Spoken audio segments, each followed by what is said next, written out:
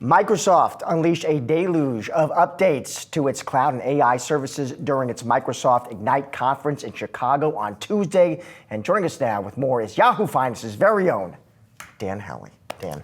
Yeah, Josh, there's a lot of new updates coming for Microsoft and their cloud offerings when it comes to AI. Basically, what they're doing is they're rolling out some improvements to their Copilot software that will allow for things that are called AI agents. This is going to be a big buzzword, now and going into 2025 for the most part. Think of them as chatbots on steroids. You can they're semi-autonomous. You can give them tasks and they'll take care of them for you. One example that Microsoft had pointed out a while back was McKinsey getting requests from potential clients and an agent being able to triage those requests to get them to the appropriate person at McKinsey. So one of those kind of elements that you can expect.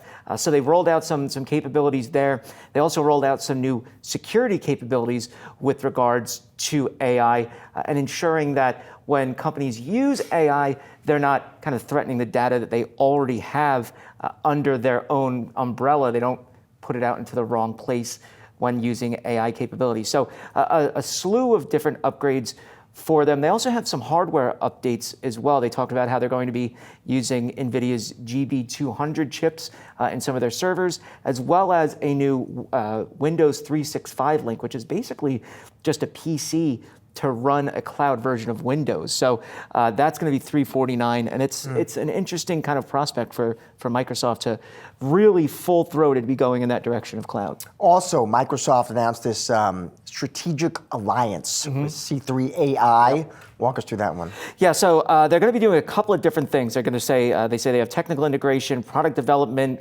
basically aligning their roadmaps together, providing delivery of different goods through their different channels, joint sales and marketing, and then the availability of C3.ai Enterprise AI through Microsoft's Azure. And so these are going to be kind of the team-ups that you start to see when it comes to AI overall. C3.ai and Microsoft have already worked together. This is kind of a strengthening of that bond between them, but obviously it sent C3.ai's shares soaring today on the news. So I think it's just more exposure to the customers that Microsoft has and vice versa.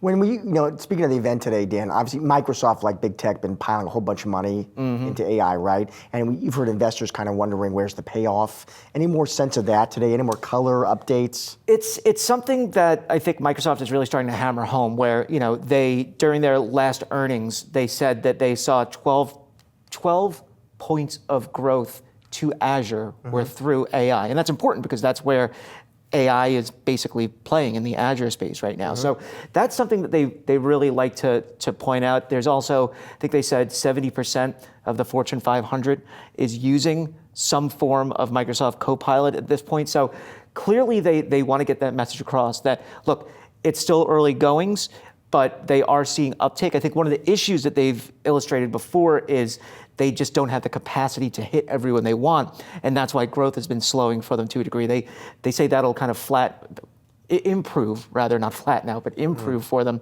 as they're able to get more capacity online.